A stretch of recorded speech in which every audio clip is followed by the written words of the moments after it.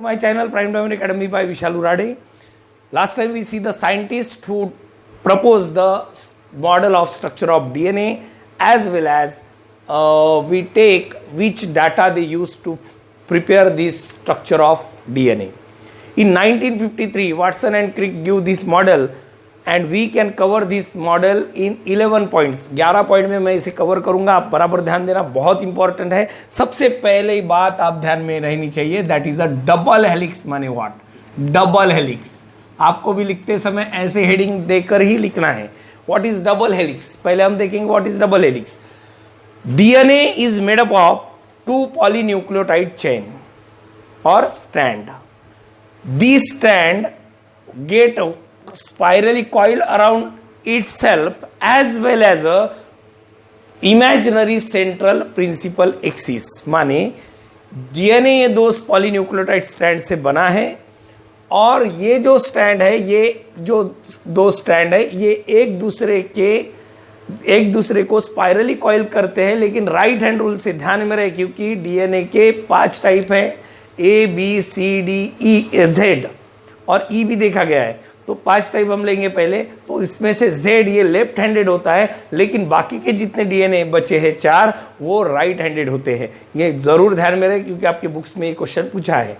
So these 2 strand coil around itself as well as a imaginary axis, central imaginary axis in the regular pattern, and this is called as a double helix. इसी को कहते हैं double helix. ये मुझे कैसे दिखाई देता है? ये लोहे की सीढ़ी आपने देखी होगी, वो लोहे की सीढ़ी के बीच में एक रॉड होता है और उसके आजू बाजू में कॉइल होते हुए ये सीढ़ी चलती है. बस उसी टाइप का ये स्ट्रक्चर हमें वाटसन और क्रिक ने बताया था.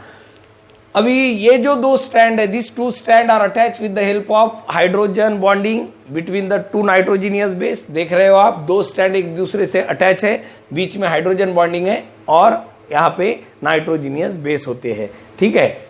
And it look like a spiral ladder, and in this ladder माने निशानी जिससे हम चलते ऊपर चढ़ते हैं. अगर आप सीढ़ी देखते हो, ठीक है, अगर आप लोग सीढ़ी देखोगे तो सीढ़ी इस तरह से दिखाई देती है. तो इसमें जो वर्टिकल बार है इनको बैनिस्टर कहते हैं. इसलिए इन्होंने ऐसे लिखा है इसमें, that the DNA strand is made up of, it look like a spiral ladder or just ladder, and ladder having 2 vertical bar, and these are called as a banister. These 2 strand act as a banister, and middle part that is made up of hydrogen and nitrogenous bases are attached to each other, and that are called as a base pair. These called as a rungs of ladder. Okay, so ये 2 strand banister हुए, and this is called as a rungs. Like that, this is called as a double helix. और एक ध्यान में रहे आपके बात, कि जब डीएनए राइट हैंडेड कॉइल करता है तो उस टॉपिक को प्लेक्टोनोमिक कॉइलिंग कहना है आपको. Plectonemic coiling. Okay, so this is the first point, that is we called as a double helix. Now next topic we are taking, that is a single strand. तो second point हमारा ध्यान में आना चाहिए. Second point ध्यान में रहे, single strand, structure of single strand. Structure of single strand ध्यान में आ रहा है. पहला पॉइंट हमने देखा था double helix, and second point we are starting structure of single strand. अब क्या है structure? When we take the single strand, it is a polynucleotide. माने न्यूक्लियोटाइड के मॉलिक्यूल लगे हुए हैं, इसलिए हम कहते हैं nucleotide as a we called it as a basic unit of DNA. Nucleotide called as a basic unit of DNA. Okay. Second, nucleotide is made up of sugar, phosphate, and any one of the nitrogen base. Maybe purine or maybe pyrimidine. That is adenine and guanine are the purine bases. Thymine and cytosine are the we called as the pyrimidine bases. So कोई भी bases से बना है, so we call that this is the polynucleotide. ये भी हमने देखा, जो नाइट्रोजन बेस यहाँ लगा होगा उसके हिसाब से उसका नाम देना पड़ता है. ठीक है. So we are starting that single strand of DNA is a polynucleotide, and this strand is made up of nucleotide which is a basic unit of DNA. This is made up of sugar, phosphate, and any one of the nitrogen base. ये nucleotide एक दूसरे से attach होते हैं, उस bond का नाम ध्यान में रहे phosphodiester bond. Phosphodiester bond, diester bond ध्यान में रहे। ये बॉन्ड बहुत इंपॉर्टेंट है जो शुगर और फॉस्फेट के बीच में है। Therefore we write that nucleotide are attach with each other to form the polynucleotide chain by the phosphodiester bond. तो क्या लिखा है, that single strand is made up of the polynucleotide chain, and it is so the nucleotide is a basic unit of the DNA. These nucleotide having sugar, phosphate and nitrogenous bases, they having the different name, and these nucleotide are attached with each other with the help of phosphodiester bond. अब हम देखेंगे phosphodiester bond किसके बीच में है। सो ये ध्यान में आना चाहिए, sugar phosphate, sugar phosphate, sugar phosphate, इसे हम बैकबोन कहते हैं। तो ये ध्यान में रखिए, शुगर के फॉस्फेट थर्ड कार्बन पे, यहाँ पे यह है 1 2 3, ओके। सो थर्ड कार्बन के शुगर के थर्ड कार्बन पे फॉस्फेट अटैच हुआ है। So we write that phosphodiester bond form by the third carbon of deoxyribose sugar of nucleotide attached to the phosphate with which component माने attach हुआ है to the fifth carbon, पांचवें carbon को attach हुआ है another nucleotide, another deoxyribose sugar of the another nucleotide. तो क्या लिखेंगे, ध्यान देंगे बराबर, phosphodiester bond is form between the third carbon of the deoxyribose sugar and phosphate which component माने अटैच हुआ है to the fifth carbon of the another deoxyribose sugar of nucleotide. Okay, so ये आपको बहुत इंपॉर्टेंट पॉइंट है जो आपको वहां लिखना है। नेक्स्ट पॉइंट में अगर आप लोग देखोगे तो आप देख सकते हो कि ये जो स्ट्रक्चर दिया हुआ है, इस स्ट्रक्चर में आपको फर्स्ट कार्बन पे नाइट्रोजन बेस हॉरिजॉन्टली अटैच करके दिया है। देख रहे हो आप, हॉरिजॉन्टली अटैच है, इसलिए ये डीऑक्सीराइबोस वेरी वेरी इंपॉर्टेंट है।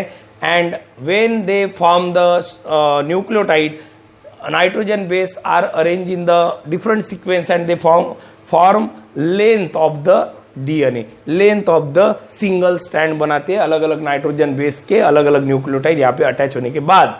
बाय कैसे अटैच होने वाले, phosphodiester bond, and this is called as a backbone between the sugar and phosphate, alternating bonding यहाँ पे होती है। ठीक है, सो ये हो गया हमारा स्ट्रक्चर ऑफ सिंगल स्ट्रैंड। और एक बार मैं बता रहा हूं, ध्यान देना बराबर, structure of single strand, it is a polynucleotide structure. The DNA has a basic unit nucleotide, and nucleotide is made up of sugar, phosphate and nitrogenous base, one of the nitrogenous base. They attach, the nucleotide attach with each other and form the polynucleotide chain by the phosphodiester bond. Phosphodiester bond is formed between the third carbon of deoxyribose sugar of first nucleotide and phosphate, and they component to the second deoxyribose sugar of next nucleotide. Okay, like that they form the phosphodiester bond, and sugar phosphate alternately form the backbone, where the horizontally attached nitrogenous base is on the first carbon of the deoxyribose sugar. So this is the second point, that is a structure of single strand DNA. Next we are taking third point, which is again very important, and that one we called it as a third point, भी बहुत important है, जिसका नाम होता है base pairing. We called it as a base pairing. अब base pairing का मतलब क्या हो गया, what is the meaning of base pairing?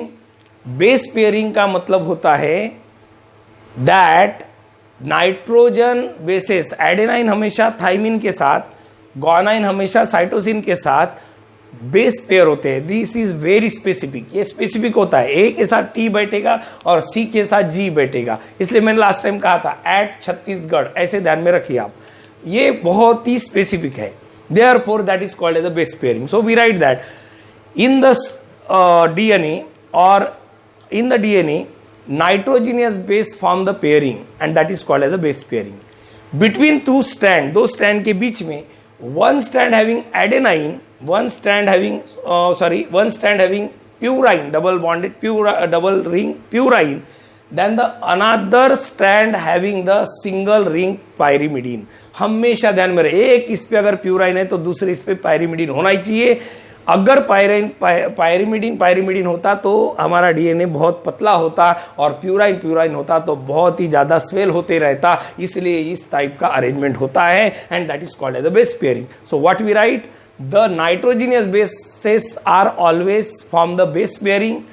Two strand of DNA also form the base pairing by attaching the purine base with a pyrimidine base. उसके आगे हम बता सकते कि base pairing is very specific. Adenine always base pair with a thymine and guanine is always base pair with a cytosine. Adenine हमेशा thymine के साथ base pair मारेगा और ग्वानाइन हमेशा साइटोसिन के साथ।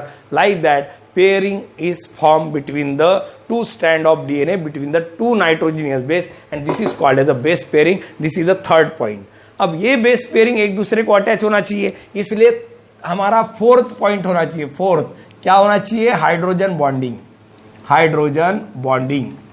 अब हाइड्रोजन बॉन्डिंग कैसा होगा, हाइड्रोजन बॉन्डिंग कैसा होगा, hydrogen bonding between the adenine and thymine there is a double bond. Always remember, यहाँ पे दिखाई भी दे रहा है, टू बॉन्ड होने चाहिए। Between the adenine and thymine there are double bond and between the guanine and cytosine और cytosine and guanine आप कैसे भी ले सकते हो, ट्रिपल बॉन्ड ही होना चाहिए। समझ में आ गया, adenine and thymine having double bond and guanine and cytosine having the triple bond. अब ये वीक हाइड्रोजन बॉन्ड होने के कारण, बहुत ज़्यादा अमाउंट में होने के कारण हमारा जो डीएनए है वो स्टेबल होता है। क्या होता है, स्टेबल होता है। ये ध्यान में रखना, आपको पूछेंगे why DNA get more stable, तो आपका आंसर होना चाहिए it having the weak hydrogen bonding in a abundant number. ठीक है, अबंडेंट नंबर में होता है, therefore we called this is a stable molecule. तो this is a hydrogen bonding. Next है हमारा इंपॉर्टेंट टॉपिक है जो मैंने चारगॉफ रूल में आपको बता दिया है। चारगॉफ रूल के हिसाब से अब हम कहेंगे purine and pyrimidine ratio. Purine and pyrimidine ratio, it is a very important point. We know that last time we take the Chargaff rule. According to Chargaff you know that A plus G equal to T plus C। मैंने पहले ही बताया, it is a very important formula.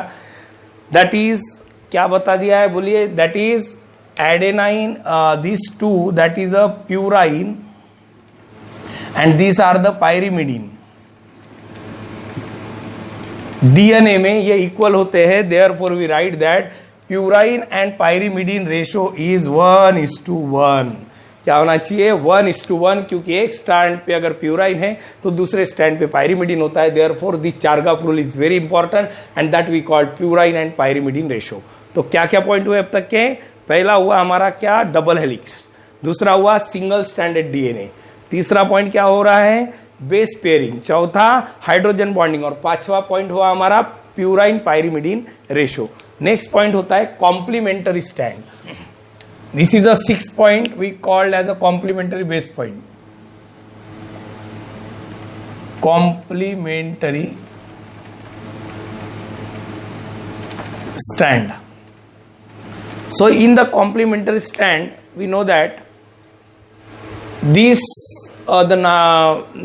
we call as a nitrogenous bases are complementary to each other. Therefore, two strands are also complementary to one another.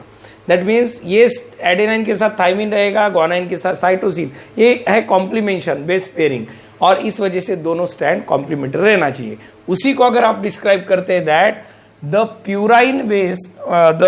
प्यूराइन base adenine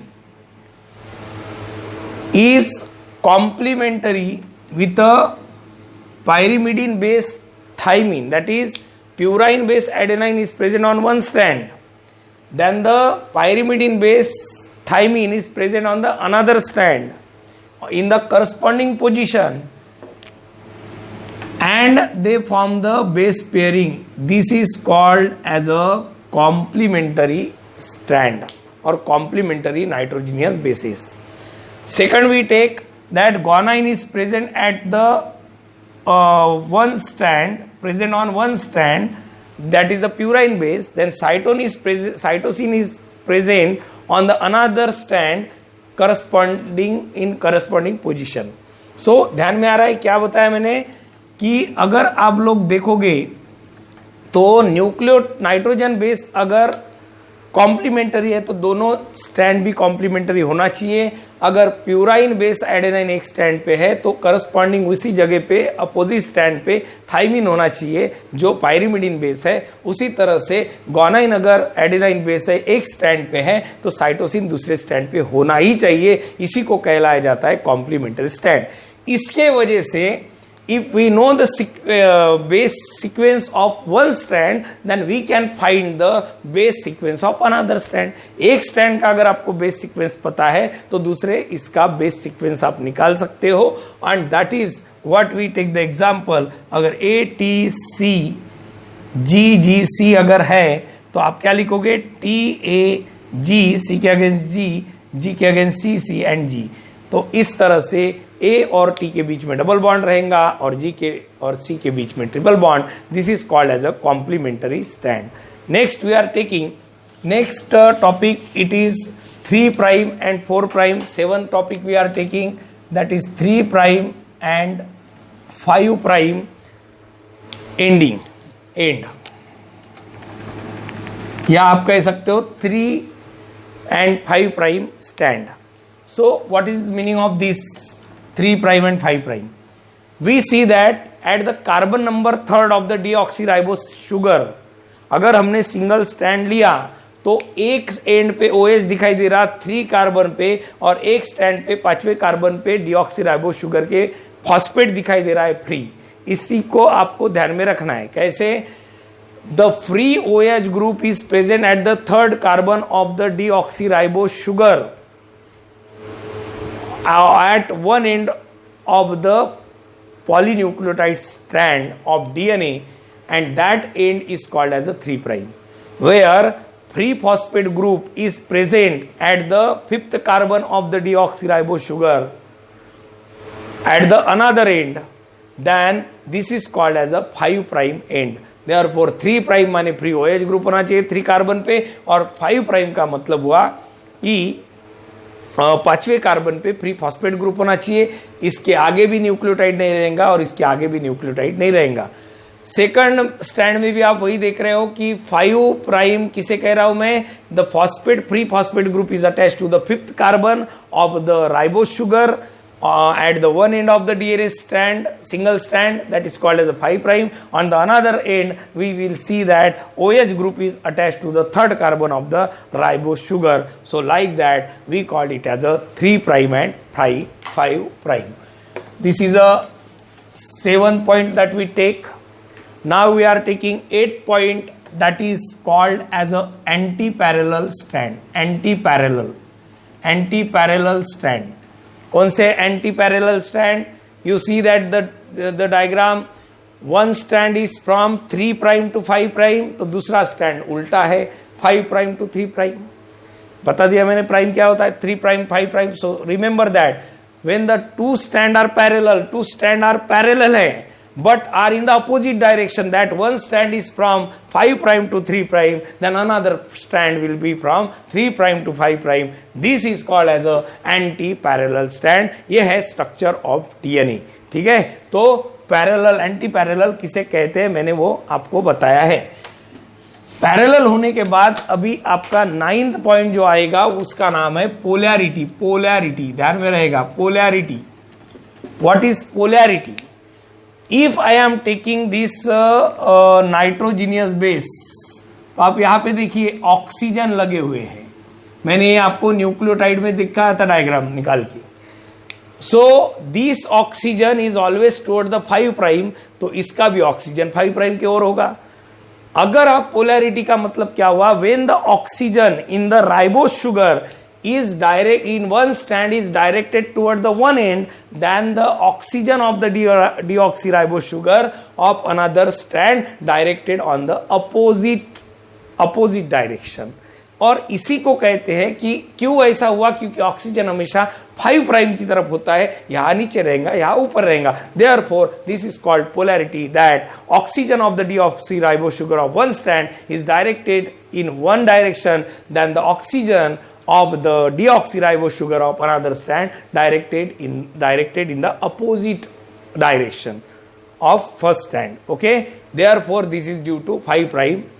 Oxygen is always directed toward 5 prime. Last topic बहुत important है, एक है major, 10वां point हमारा major and minor groove. ध्यान में रहे, major and minor groove. What is the meaning of major and minor groove? इस डायग्राम में आप देखना, प्रिंसिपल एक्सिस के एक बहुत अंदर गया ग्रूव है, उसे 22 एंगस्ट्रॉन यूनिट लिखा जाता है, और एक बहुत छोटा है, बाहर निकला हुआ है, 12 एंगस्ट्रॉन यूनिट। ध्यान में रहे, there are 2 strand, one is deep है, वो है मेजर ग्रूव, और जो शालो है इधर ही रह गया, उसका नाम है minor groove. Major and minor groove. अभी मेजर एंड माइनर ग्रूव बनता कैसे है? तो DNA when undergoes spirally coiled around itself as well as a imaginary axis, that time it will form major and minor groove. तो आपको question आ सकता है major groove कैसे बना और माइनर ग्रूव कैसे बना? तो major groove is form when the DNA double helix is coiled around the imaginary axis, that time major groove will form and its deep is about 22 angstrom unit.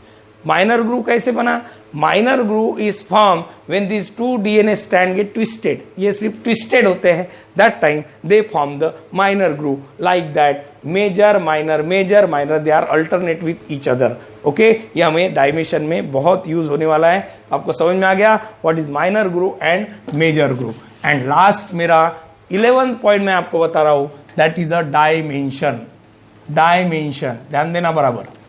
When we are taking the dimension, then we see that this diameter of DNA is always 20 angstrom unit and it is constant throughout the length. पूरे length में वो constant होता है। पहला point आपके ध्यान में आया, dimension. Second point, according to the, कल मैंने बताया था एक्सरे डिफ्रैक्टिंग, लास्ट वीडियो में देखा आपने, एक्सरे डिफ्रैक्टिंग मेथड में आपने देखा विल्किन ने बताया है कि total size of one coil is about 34 angstrom unit. 34 angstrom unit. अब आप ध्यान में रखिए, one major the distance between the 2 major या major and minor groove, they form the spiral, one spiral. आप इसे गायरी कह सकते, आप इसे पिच भी कह सकते हो। तो इसकी साइज देखी गई है, वन पिच की साइज देखी गई है 34 एंगस्ट्रॉम यूनिट। कितनी देखी गई है? वन स्पाइरल या वन स्पीच या वन गायरी जो मेजर एंड माइनर ग्रूव से बनी है, its size make it as a 34 angstrom unit. Therefore 2 base pair के बीच का डिस्टेंस कितना होगा फिर? तो वो होना चाहिए 3.4 एंगस्ट्रॉम यूनिट। ध्यान में आ रहा है कि this is the distance of one spiral is about 34 angstrom unit. तो एक नाइट्रोजन बेस का रंग्स के बीच का डिस्टेंस होना है 3.4 एंगस्ट्रॉम यूनिट। ये भी आपको पूछ सकते हैं 2 नाइट्रोजन बेस के बीच का डिफरेंस कितना होता है, तो आपने बताना है 11 एंगस्ट्रॉम यूनिट। ये भी पूछ सकते हैं इन दोनों का, ये 2 बेस पेयर के बीच का एंगल कितना होता है, उसे आप कहना है 36 डिग्री एंगल। कितना होता है? 36। और यही वजह है पूरे 10 का अगर आप देखोगे टर्न होने के बाद 360 डिग्री में घूम जाता है, 360 डिग्री। तो ये है डायमेंशन। एक 2 बेस पेयर के बीच का 36 डिग्री एंगल, पूरा इसका 360 डिग्री, इसी को पिच एंगल कहते हैं।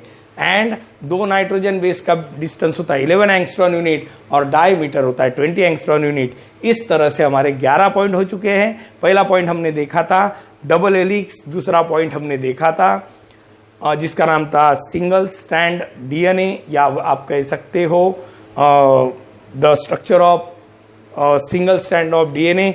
थर्ड पॉइंट जो था वो था बेस पेयरिंग, नेक्स्ट था हाइड्रोजन बॉन्डिंग, नेक्स्ट था purine pyrimidine ratio, then we take the complementary strand, then we take the 3 prime 5 prime strand and when again we take the anti parallel strand, anti parallel के बाद polarity, polarity के बाद major and minor group, major and minor group के बाद dimension, और अभी और एक पॉइंट ऐड कर सकते हो आप, DNA as a DNA is negative charge, why? Because phosphate is present in a free condition. ये भी आप कह सकते हैं, लेकिन 11 पॉइंट आपको